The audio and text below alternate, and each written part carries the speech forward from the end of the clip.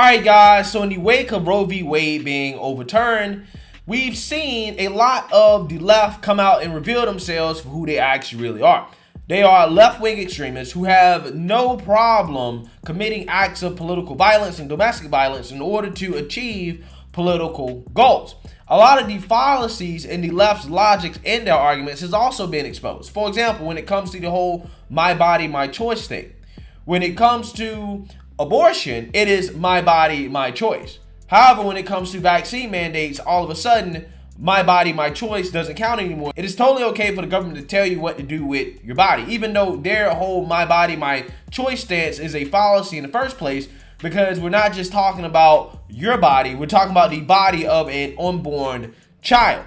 So I love it when the left's logic, the fallacies in their logic gets exposed. And one of the best ways to expose the fallacy in the leftist logic is to use their own logic against them, which is exactly what's going to happen here in this excellent segment from Dr. Phil, featuring pro-life activist Ms. Lila Rose, who seems to be on an island by herself. She's in enemy territory fighting for the pro-life position on a liberal show, right, featuring Dr. Phil, who obviously does not agree with this woman's positions, and a woke audience member who also has a problem with the pro-life position. And I want to talk about this segment because I thought it was absolutely fascinating. But before I get into that, I just want to let you guys know, if you like my channel and you want to support my channel, you can check out my merch, my donkeypox shirts, the disease that is affecting America, or my hashtag no days off / hard work patriotic t-shirts, or my MAGA Hub shirts. There's plenty of cool merch at my website for you guys to check out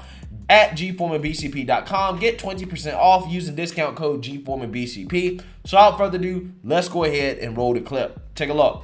The predicate of your positions that life begins at fertilization, that science is very clear about that. And you have to know science isn't, there's no consensus among the scientific community. There is, Dr. Phil. 96% of scientists say that life begins at fertilization. If you're an in vitro specialist, you're looking to create a single cell embryo, and then you know you have a new human life. So it is a scientific fact. Well, actually, it's not. When do you say human life begins then? It doesn't matter what I think. I don't care what I think. What I'm saying is the scientific community does not have a consensus about when life begins. It's simply inaccurate. It's simply inaccurate. That's not true. You can go to the body. A single cell embryo is a unique new human life. You can go to the body of scientific literature and you can find neuroscientists who say that it begins when there is a detectable brainwave. But Dr. Phil, in an abortion, if it's not a human life, why do you have to kill it? I haven't spoken over you, and you keep speaking over me, and I assume that's because you don't want me to finish my thought, which is, if anyone here wants to fact check me instead of speak over me, you can go to the scientific literature and query what the definition is of the beginning of life, and you will find that there are different definitions, and it's up to you to decide what you think. There is nothing you could possibly say to justify that level of lack of empathy.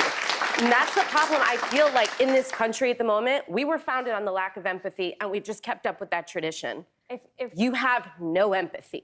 Abortion is devastating to women's mental health. No one talks about that. The year after a woman has an abortion, the child isn't born yet. It's not there. We should not take out generational sin on a child to say there's generational sin and that dad was an abuser, so the child should be killed. That's not fair to the child. We're talking about rights. And he just said, a right has been taken away from us. And what is next? I want to address that because our fundamental human right that we all share in this room is life. It's the first human right. Laws are meant to protect the weak. In a society, who's the weakest? Who's the weakest in the society? A child. The poor. They don't have a voice. They can't speak. A child in the room, or a poor child would be the weakest. Keep them that way by and a child with disability. Listen, whether you live 10 minutes or 10 years or 100 years, you're a human life, and you have the right to not be killed. And that's what the pro-life fight is all about. That's what we're fighting for, a culture of life where we provide real health care. You know, abortion is the intentional destruction of an innocent human life. Yeah. So you gotta love how when it comes to the pro-life argument, which is that 96% of scientists agree that life begins at conception, for whatever reason, that's not a scientific consensus, right? That's not anything that can prove or to say for a fact that life does begin at conception. However, when it comes to the climate change debate, what is the commonly cited statistic? 98% of climate scientists believe that the earth is warming because of human activity, right? Is that it, right? That's it. They believe in man-made climate change. So when people on the right or that are against climate change, that are opposed to the climate narrative, when they say that, listen, science is not about consensus, right? Science is about facts and evidence and debate, and that you do still have scientists out there that don't necessarily go along with the whole, climate change is man-made and, the earth is woman thing. They say that, oh no, you're a science denier, right? You are a science denier because you're going against the 98% of scientists who believe X, Y, and Z. But when it comes to this abortion debate, though, it's different. When you say, well, 96%, the consensus of scientists believe that life begins at conception, all of a sudden, it's totally fine to deny science, okay?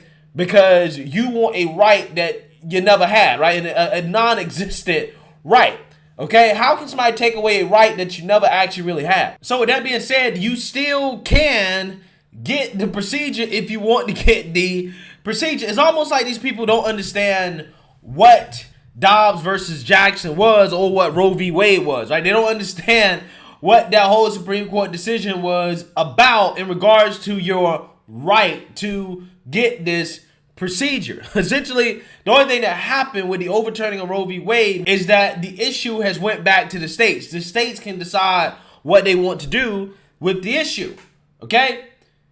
So worst case scenario, if you want to really get this procedure, you can always go to a blue state that probably will never ban it, right? And it will be a lot less strict on you getting the procedure and probably financially help you go and get the procedure as well too.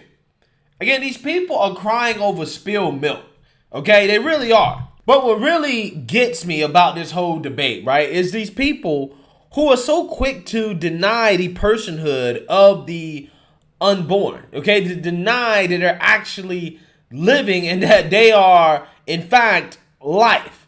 Because we all agreed scientifically that even single-cell organisms are life. So why wouldn't a single-cell zygote be life as well too?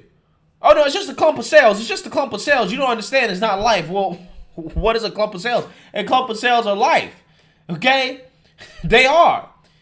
Again, these people, the same people that have believed the science, deny science when it comes to this argument because they know that once they accept the fact that an embryo or the unborn is in fact life, they know what comes next. Well, if you take away that life, then that is murder, right? They don't want to get into that territory, so they just take away the humanity and the personhood of the unborn so that they don't have to think about the moral ramifications of what it means to take away the life of the unborn, right? They don't have to deal with it.